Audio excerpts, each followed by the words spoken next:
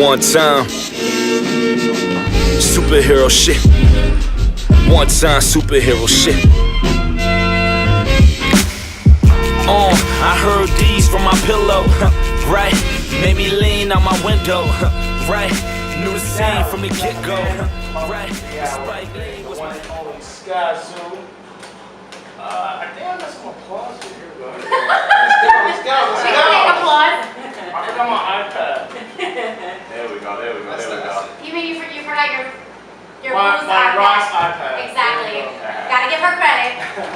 So what's up, Skyzoo? What up? How's everything? Good, man. Can't call it. Very low applause. Yeah. It's All good. man of the hour. I appreciate it. But how was your weekend? Good, man. Yeah, everything's good. You know, the summer winding down and all that, so everybody trying to make the most of it. But everything's good. Were you involved with VMAs? Nah, I went to a couple parties, but nothing crazy. Went to the bar party Friday. I went to Nice. yeah. What about the BMI awards? I actually didn't, but I went to the Michael Jackson Spike Lee joint yesterday. Nice. So, Oh my goodness. How was that? yeah. Dope, real dope. You know, the spot I had never really heard of called Outlook. Okay. Across the street from Brooklyn Ball. Not in the been. Yes, the rooftop joint. Yeah, I guess I'm late to the party, but the spot was dope. Yeah. Like, it was a fine venue, so yeah, that was cool. Nice. So, taking a big run. So now, my bad. So now I'm pretty sure everybody, just a couple people hearing your name for the first time.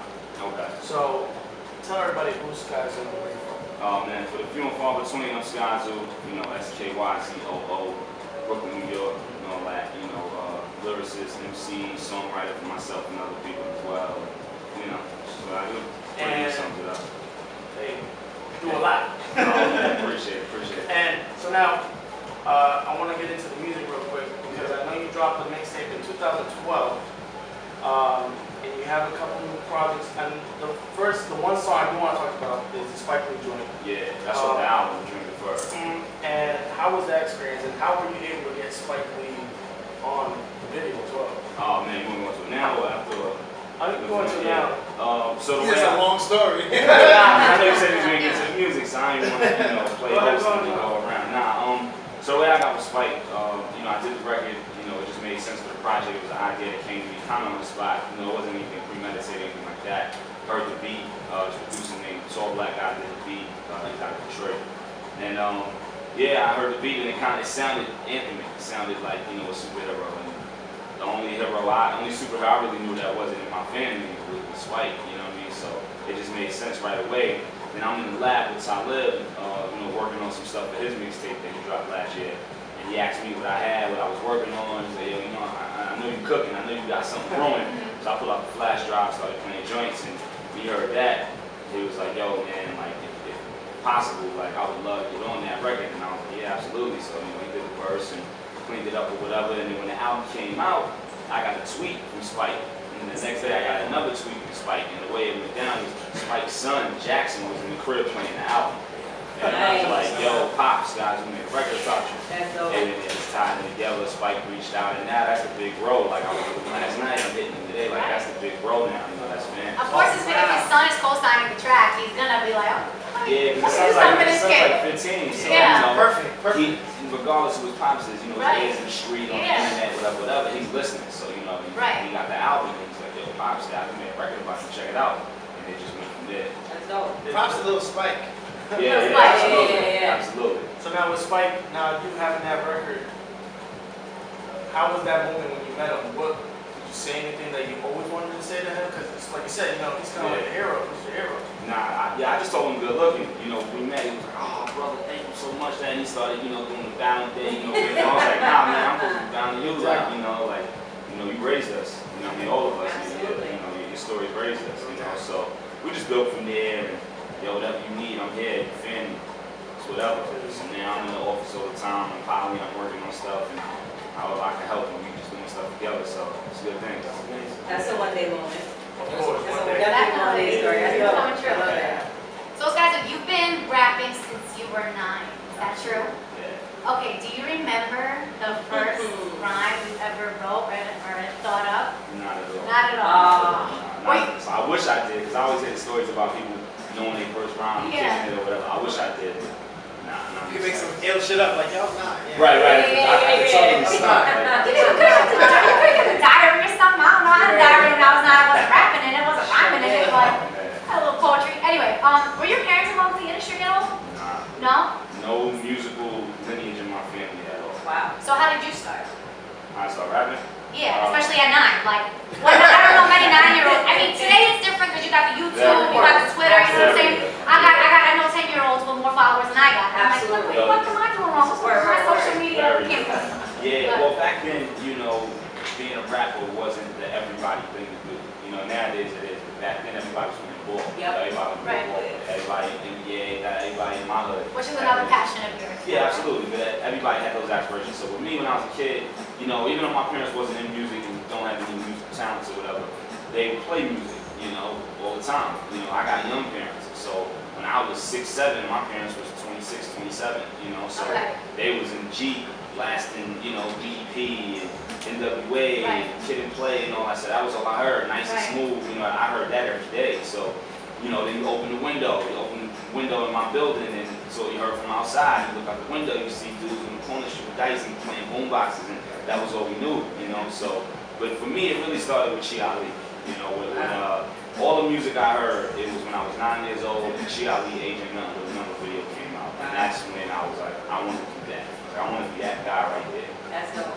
I remember, At that moment. yeah, definitely. I remember when we spoke to you on the Strawberry Blunt Show, and I think at that point, you had just dropped The Dream Deferred, or it was right around that time, and you did the first record with Chi Ali since he was released. So have you still been working, like have you done anything else with him since then? We haven't recorded since, but that's the homie. You know, we kick it all the time. He's moving now. He's doing a whole bunch of stuff. You're seeing him in Michelle videos and all that, like he's moving around. But yeah, I was the first person to get a verse when he got home. You know, we actually started talking while he was locked up. My manager actually reached out to him while he was locked up, and then when he came home, you know, it's like, yo, I'm ready. Let's get it. And, you know, I think he was home for like 2 weeks. It was gonna take 2 weeks to do the family thing, get back, you know, reacclimated with the world. So I hit the lab, and then we made it happen. The honor and privilege to say I'm cool with it. And I build with it and knows it's my homie. But I don't think any moment would be top that. You know, regardless of what it meant for anybody else or not, for me, I don't think it would be top that. That's dope. Wait, that brings me to a nice little follow-up. I also remember you mentioning, I think we asked you what was one of your proudest moments so far, one of your biggest accomplishments so far. And you told us that some professor at some college was using one of your albums as a part of his curriculum. Can you tell them a little bit about that? Yeah, that was back in, I want to say, 09, 2010. That was off my debut album, Salvation. And yeah, I had got a tweet from somebody who was like, yo, just a heads up, you know, I go to school in Pennsylvania, Penn State, I forgot where, Temple, I think it was Temple, yeah. Okay.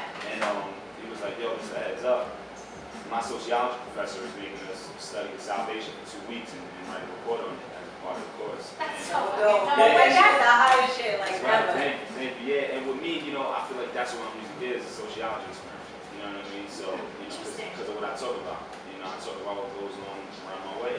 You know, sociology is the study of why things happen in certain places as opposed to other places. So, I feel like my music is a sociology experiment. You know, so when he said that, I was like, yeah, that works. You know, so. No. Did you ever talk to that professor? Nah. That was early on in the Twitter, MySpace days. I dropped the ball on that. I should have been like, yo, here's everything, give me back. But I probably was watching the Nick game or something and just was like, yo, that's dope, good looking out. And, you know what I mean? And appreciated it, but didn't really take advantage of the opportunity at hand. But, you know, nevertheless, it was a great moment, like you said, another one of those moments that stand out. Well, I'm sure it'll happen again. So next time, Oh, I got it. like, yo, doctor sociology. Yeah, right? Well, maybe that professor is still, you know, using that for their birthday. Yeah, I get a lot of hits like in the daily about kids who, you know, when they have to write a report or whatever, they'll write it on one of my records or you know, whatever it is, a song or album or a mixtape or whatever, and you know, A plus it out. I'm like, I help. What's that? You know, big past school. So now talking about mixtapes, you also have the Penny Freestyle series. Yeah. And I know you, I don't know how long it's recent, but you just dropped the part 2 of the series. Yeah. Now first, what does the name, the Penny Freestyles, what is it? Oh man, well, it's a couple different meanings. You know, it kind of goes back to how we grew up. You know, late 80s, early 90s, mid 90s, and beyond. That was my era. You know, I was born in early 80s, so that the 80s and 90s was my era. And if you was 12, 13 years old, 94, 95, there was one player that you wanted to be and you looked up to, and that was Penny. Like Penny was our LeBron, you know what I mean? He was our Melo. Like Penny was that guy in the mid-90s. I mean, Everywhere. yeah, I mean, he was the closest thing to Jordan at the time as far as acclaim and marketability and winning. And for that 2-3 years, I mean, there was nobody touching him. You could read Ron Wikipedia page, Melo Wikipedia, Kobe, T-Mac, all of them say, I want to be Penny. You know, so with that, I feel like with what I do, there's so many artists that I meet nowadays that are moving or whatever, that when I meet them, they come up to me and they're like, yo, you're the reason that, you know, and I mean, these aren't artists that are, you know, 15 years old, these are artists that aren't that much younger than me, you know, but they're like, yo, you're the reason I'm doing what I do, you're the reason I write the way I write, you know, when I was trying to get in, I would listen to you and then write, you know, so I feel like it's like that with Penny, where a lot of people, you know, whether his career panned out the way it should have with injuries and all that, the influence was there, and to this day, everybody when they step in his shoes, they like on their phones, you know, so the influence is there. So that's where it came from. I was like, you know, at the end of the day, regardless of where this goes, there's so many people that followed the footsteps and that caught on to what I was doing and took the baton, whether I knew it or not. So maybe I am a modern day Penny, but if I need it, go, it won't. You know what I mean? So that was where it came from, you know, and I just decided to just tear people's beats up. I was like, let's just get back to the instrumental days, the clue tape days, and just go. Like, that was really the essence. Clue tape days. Yeah, I'm giving my age away again. So, Did you sponsor Kendrick? Did you do a verse for it? oh, for situation? Control, Yeah, well, the last joint that I did, I think it was last week or the week before, I did over there, Lord be wrote it along the way. So that was a response, but it wasn't a response in the sense of, you know, going at him, yo, why you saying you king, yo, whatever. Right. It wasn't none of that. It was like, why does he feel comfortable to say that? Oh, that's our fault. You know what I mean? That's how I look at it. You know, and I know Kendrick, like I rock with him and his people, you know, him and J Rock and Top, you know, those guys, those are my guys when I'm in LA, you know, those are good people. So when I heard it, I wasn't upset, like, yo, the nerve, da da da da. I'm like, yeah, the nerve of us for letting it happen, like for letting somebody, no matter who they are, whether it's Kendrick or somebody from down south or the Midwest, wherever, to have that comfortability to say that. Like, because if the tables was turned, there's no way anybody here would feel comfortable saying that in LA, especially given the history that we have, the sad history that we have, that we don't want to happen. You know what I mean? So the fact that someone was able to do that and get off saying that, it means we dropped the ball somewhere. So what up? And that was my response. And the only reason I did it like that is Twitter was on fire. Yo, Sky, you gotta do it. Yo, you the only New Yorker that can do it. Yo, you and Joel the only ones that's gonna be able to do it. Yo, you gotta do it. And I was like, man, and I was hitting my rap friends. I was like, yo, shit, do this, man. He's like, yo, man, don't do that. Yo, man. And I was like, I don't know. I was like, but you know what? If I do it, I'm gonna turn the other way with it and make it mean more, whether I get it or not. And I did it, and the response was still everybody was like, yo, that's exactly how everyone should respond. You know what I mean? That's So, definitely so awesome. And I'm a big fan of Joel's response. Once I heard Joel, I was like, yo, nobody really has to say anything more. Like, he was the first one to get it, and he got it. You know what I mean? In the spirit of competition, you know what I mean? Like, it wasn't nothing crazy, yo, when I see you, we clapping. It wasn't none of that. It was like, yo, like, word, chill. Alright, this is You what you crazy. do. Right, exactly. And when I heard it, I was like, oh, nobody even gotta say nothing back. Like, it's handled. You know what I mean? It's like somebody come on the block, somebody step up on the stoop, get it, it's handled. Cool. But, you know, people say, yo, you gotta do something. Like, alright, so I'm gonna take another approach. Because everybody's gonna try to tear something. So, I'm gonna take another approach and get to why. Like, why it happened. And shout to MTV, shout to my man Rob Mark on MTV.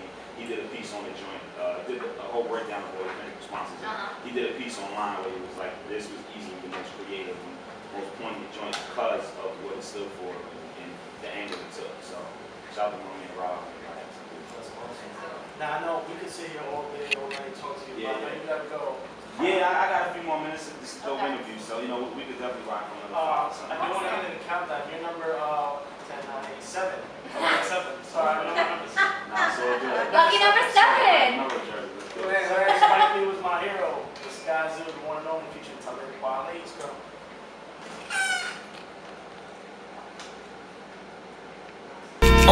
I heard these from my pillow, right? Made me lean out my window, right? Knew the scene from the get-go, right? But Spike Lee was my hero, right? Said Spike Lee was my hero.